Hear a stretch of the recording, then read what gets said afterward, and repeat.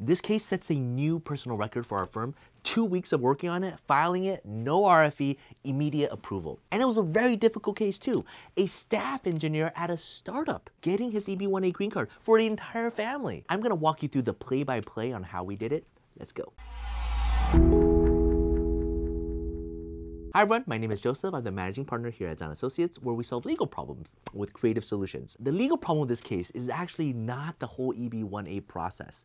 The actual problem was that he needed to file it within 2 weeks in order to secure the win for his entire family so all his children can get a green card. This meant everything to him, and so far it's just impossible from everywhere he looked. And we were able to do it in 2 weeks, but we needed to give him the confidence that we could do it in 2 weeks. He needed that assurance. He actually wrote us saying he really thanked us for the consultation, but because it's just too discouraging, the process is too long, too difficult, with too many uncertainties, so he is not deciding to move forward. We actually had a separate call with him telling him that we believe in him and we believe it can work.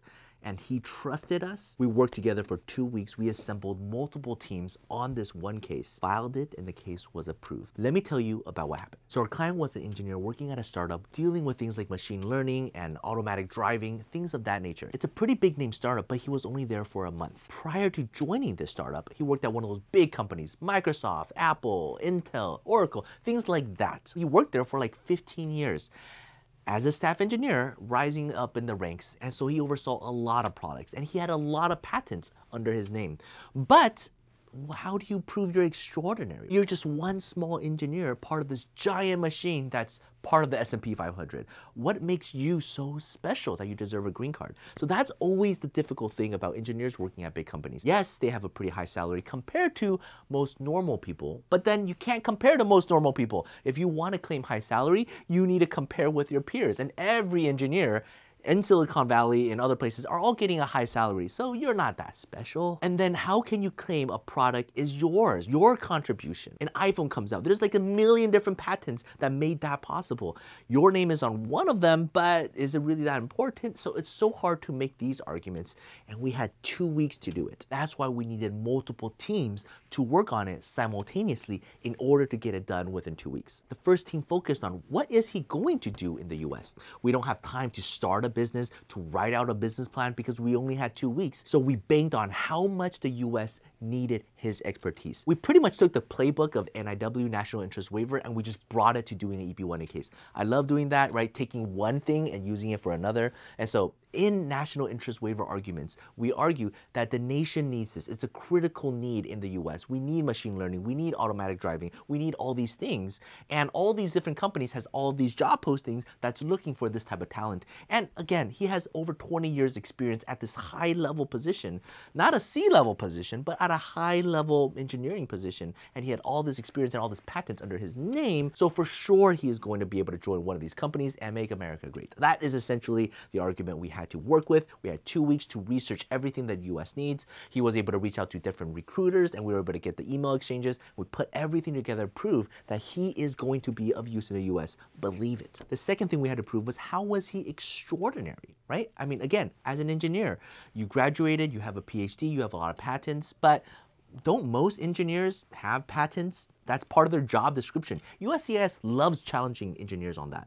They love challenging, well, this is part of your job description, so of course you got these. That's not really what makes you extraordinary. But we compared his patents to other people's patents, and we compared his citations to other people's citations. And recently, he has more citations than other people, especially during COVID. Some of his technology was widely used in the industry around the world, not just in the US, but also in Europe and also other places. So we were able to successfully make the argument that he had an original contribution.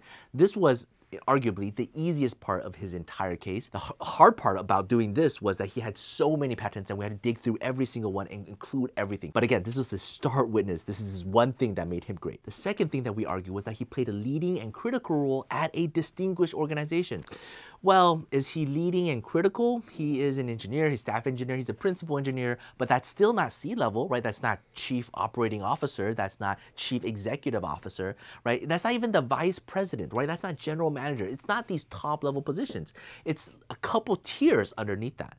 But we made the argument that being a principal engineer is more dealing, it's like the head of all the technology. Once you go above that, then you're managing the business, and then you're stepping away from the technology. So being the principal engineer, being the staff engineer, you're the closest to the invention, you're leading the team, you're like the lead scientists of these major healthcare companies, but you're not dealing with the finance and the insurance. The third thing was high salary. I know high salary is hard for a lot of engineers to claim, but he didn't work in the US. So we took his high salary, and even though his high salary was a normal salary in the US, but compared to his country, that's a pretty high salary. And so we were able to compare him to other engineers in other fields in his industry, in his startup, in other startups, in other big companies. He got a pretty nice pay. We also threw in the fact that he was a reviewer and editor for other type of magazines, that he was a leading expert, and that he gets invited to judge other people's work.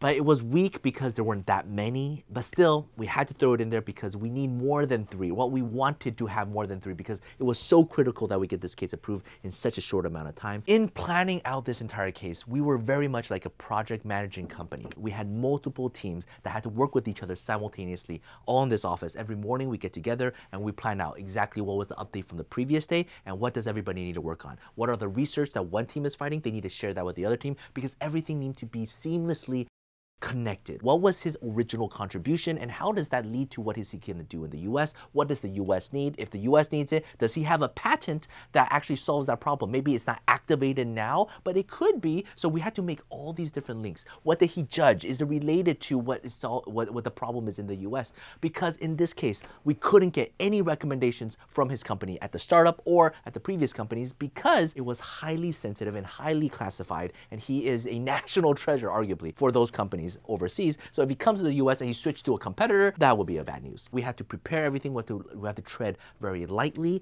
He was able to get a few recommendations from previous bosses and colleagues that worked at other big companies now to attest to his contributions, but we couldn't get any direct evidence from his immediate supervisors on what he's working on. Again, all NDA, all classified, so we couldn't give a lot of those key information, but in the end, we proved that he was extraordinary, we proved what he's going to do, we proved that he is truly important. Multiple teams working together, creating this packet of beautiful, beautiful submission, sent it out, no RFE, case was immediately approved, the whole family got a green card. So celebrating this story with you. If you have any questions, feel free to reach out. Take care. Bye-bye.